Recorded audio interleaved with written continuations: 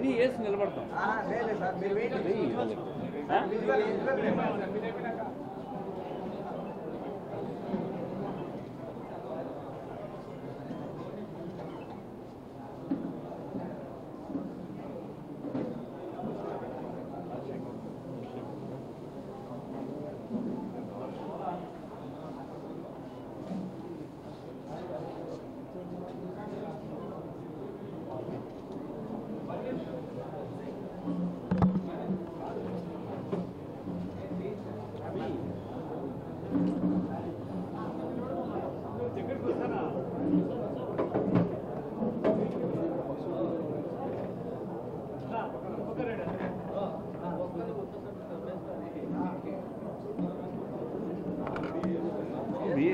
మేము వేస్తానంలే, మీ గైడెన్స్ ఉంది మధ్యలో.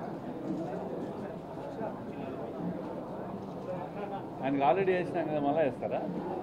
సాక్షి వాళ్ళు ఉంటారు కదా, ఇక్కడ వేసిన వాళ్ళకి వేస్తాను మాట్లాడరు. వచ్చింటాడు కదా, ఆడనే ఉంటారే. వస్తారు వెనక కొత్త కెమెరాలు పెట్టి తీస్తారు.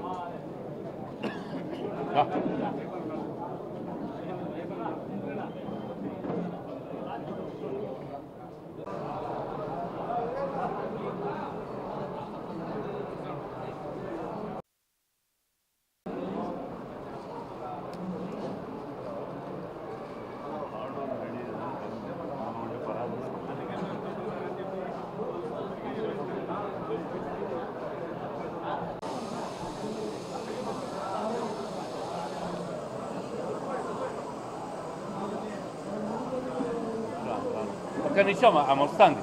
1 minute. ఫస్ట్ మీరు పొద్దున ఇంటికి రాగానే నాకు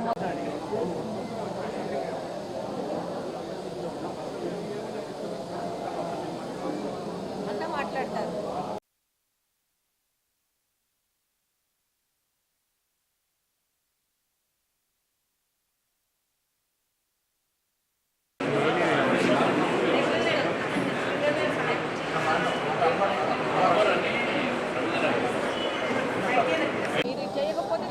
చెప్తాను, హౌస్ కీపింగ్ వాళ్ళని పెట్టి మార్పిచ్చేసేస్తుందని చెప్పేసి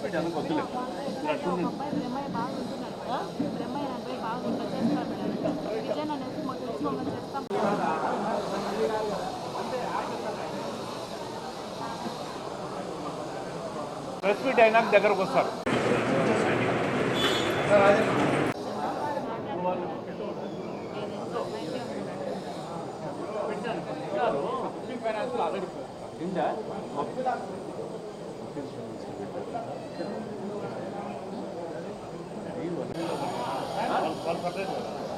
వాళ్ళు సపరేట్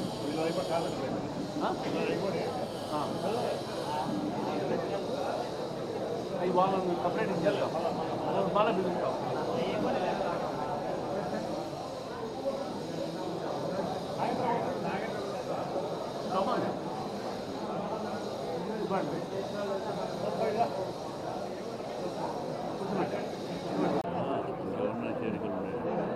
బ్రహ్మాండంగా అభివృద్ధి కోసం అందరూ అభివృద్ధి కోసం పాటుపడే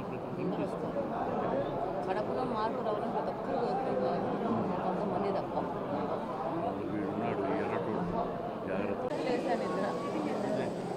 కంప్లీట్ చేస్తే నాకు టైం అవుతుంది కదా. టైం ఎంత?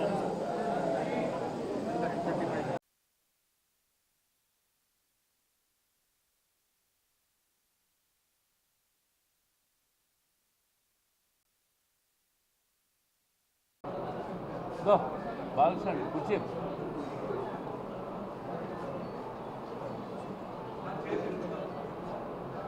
కుర్చీలే లేవబ్బా. ఉన్నాయి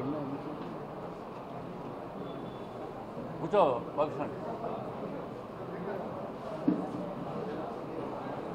ఓకేనా?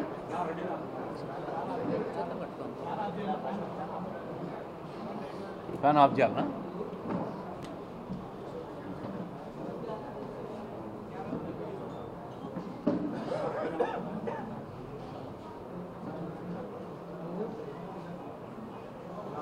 ఓకే, అందరికీ నమస్కారం.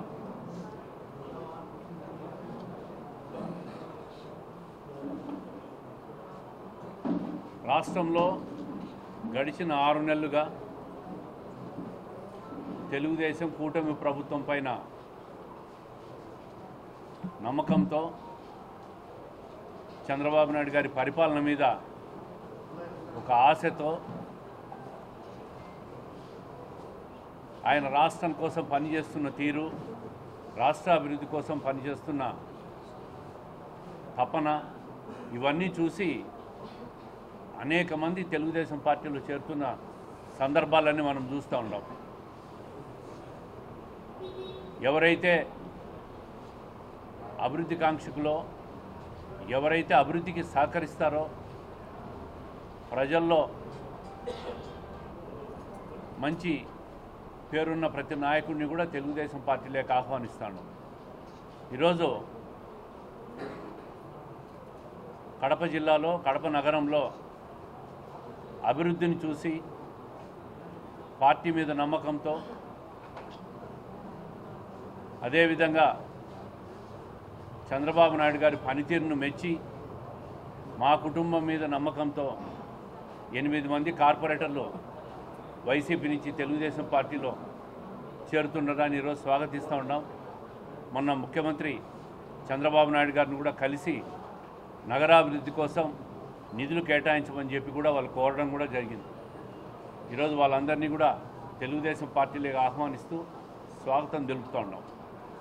భవిష్యత్తులో కూడా ఎవరైతే అభివృద్ధి కోసం, ఎవరైతే మంచి పనుల కోసం, ఎవరైతే ప్రజాహితం కోరే వాళ్ళందరూ కూడా మేము పార్టీలోకి ఆహ్వానిస్తాం.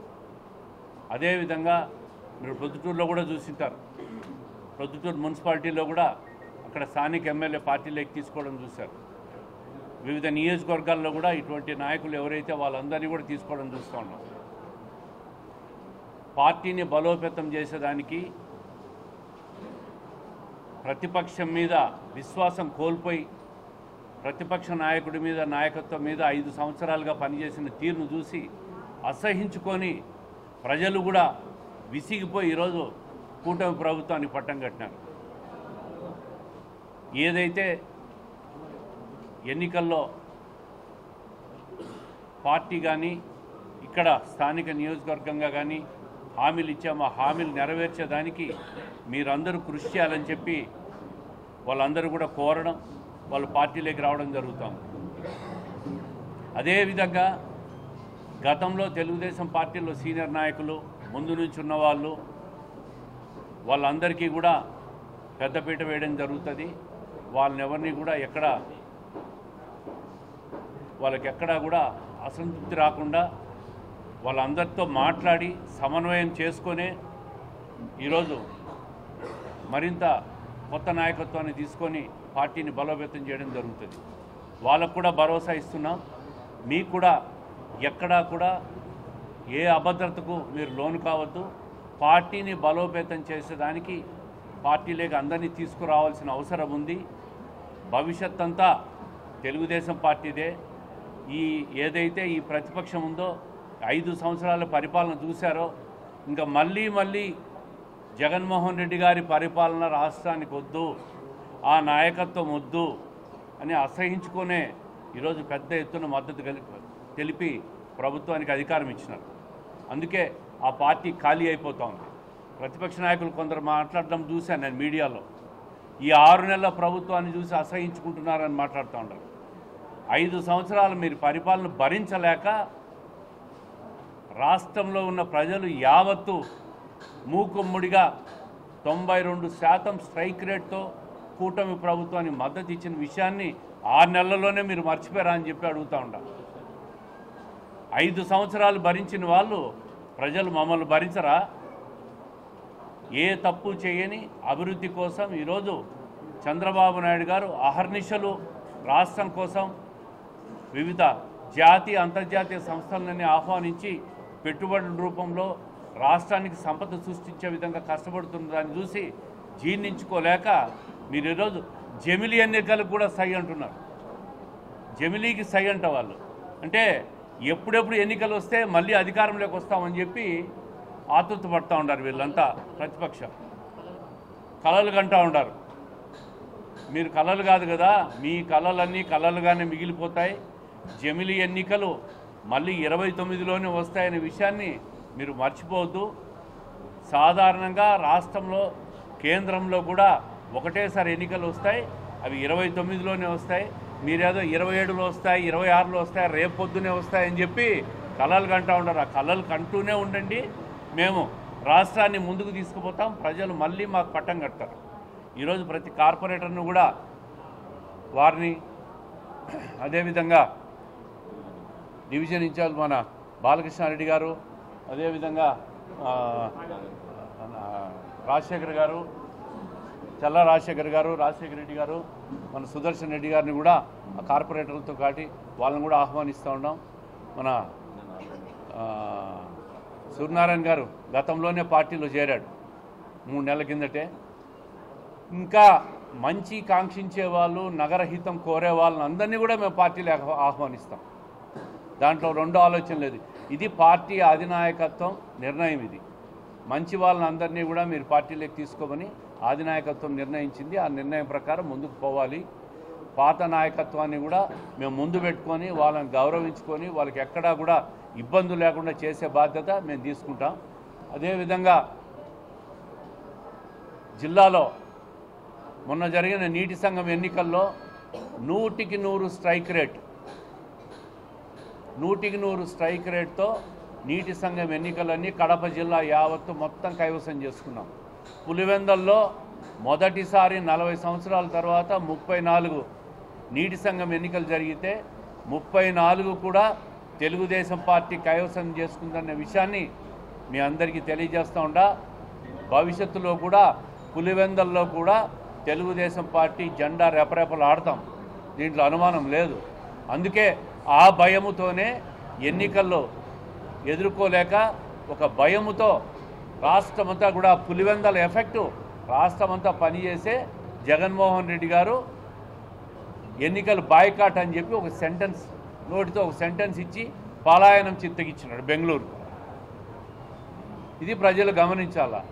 అధికారం కోసం ఒక ఛాన్స్ అని చెప్పి నువ్వు అధికారంలోకి వచ్చి రాష్ట్రాన్ని లూటీ చేసిన ఈ వైఎస్ఆర్ కాంగ్రెస్ ప్రభుత్వము పార్టీని ప్రజలు మళ్ళీ ఆశీర్వదించే పరిస్థితుల్లో లేరు. ఆ విషయం తెలిసే ఎన్నికలు ఎదుర్కోలేక ప్రజాస్వామ్యబద్ధంగా పోటీ చేయలేక బెంగళూరుకు పలాయనం చిత్తగించిన నాయకుడు వైఎస్ఆర్ కాంగ్రెస్ పార్టీ నాయకుడు. అందరికీ నమస్కారం. ఈరోజు కడప జిల్లాలో, ముఖ్యంగా కడప నియోజకవర్గంలో పెద్ద మార్పుకి, అభివృద్ధికి, ఈ యొక్క కడప నగరాన్ని ఫేస్ లిఫ్ట్ చేసి ఇతర నగరాలకు ధీటుగా తీసుకురావాలని పార్టీలకు అతీతంగా ఈరోజు ప్రతి ఒక్కరూ వచ్చి ఈ యొక్క కూటమి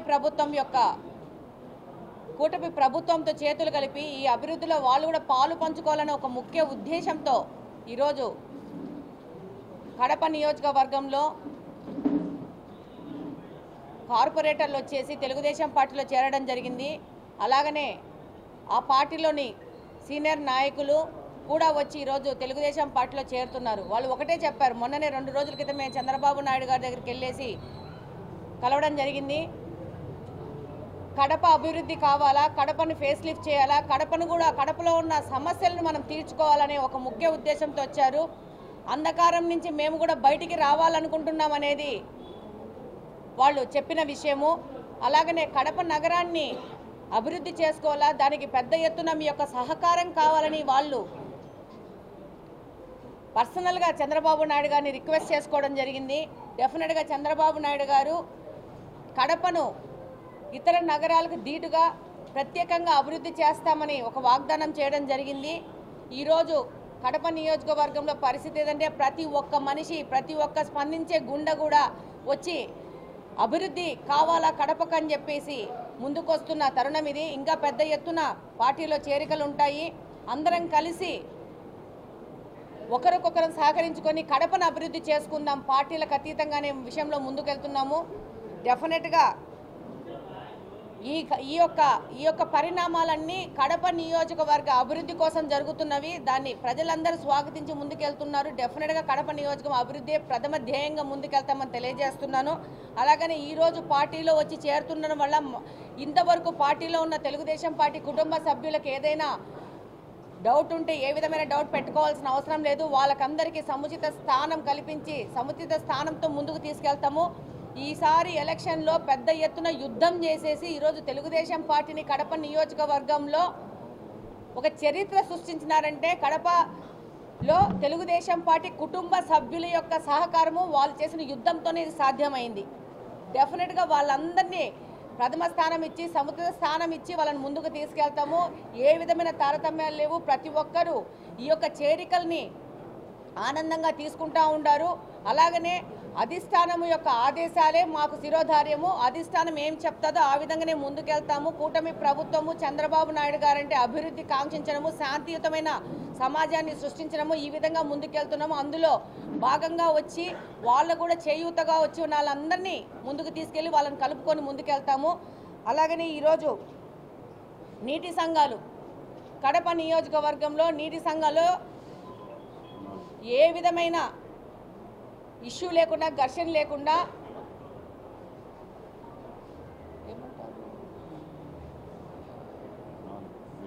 యునానిమస్గా 4 నీటి సంఘాలు గెలవడం జరిగింది. అందులో వైసీపీకి సంబంధించిన వాళ్ళు కూడా వచ్చి మేము కూడా మీకు సహకరిస్తాము అని చెప్పేసి వచ్చి ఏ విధమైన ఏకగ్రీవంగా ఎన్నికవడం జరిగింది. ఇది కడప నియోజకవర్గంలో వస్తున్న మార్పుకు నిదర్శనం. ప్రతి ఒక్కరూ ఈ 10 సంవత్సరాల నుంచి ఈ యొక్క కడప ఎలా అభివృద్ధికి కుంటుపడింది అనే దాని మీద అందరికీ అవగాహన వచ్చింది. ప్రతి ఒక్కరూ అభివృద్ధి కావాలా, అభివృద్ధి ఉంటేనే మనకు, మన పిల్లలకు, మన భావి తరాలకు మనకు బాగా ఉంటుందనే ఆలోచన ప్రజల్లో ఆలోచన మొదలైంది. దాని యొక్క నిదర్శనమే ఈసారి తెలుగుదేశం పార్టీని గెలిపించడం కడప నియోజకవర్గంలో. ఇంకా రాను ముందు కాలంలో కడపను ఎలా అభివృద్ధి చేసుకోవడం విషయంలో ప్రతి ఒక్కరూ ఇప్పుడు మహిళలు ముందుకు వచ్చినారు. మేము కూడా ఈ యొక్క అభివృద్ధిలో భాగంగా ఉంటామని చెప్పేసి ప్రతి ఒక్కరు ముందుకు వచ్చేసేసి ఈరోజు తెలుగుదేశం పార్టీలో చేరి ముందుకెళ్తున్నాం.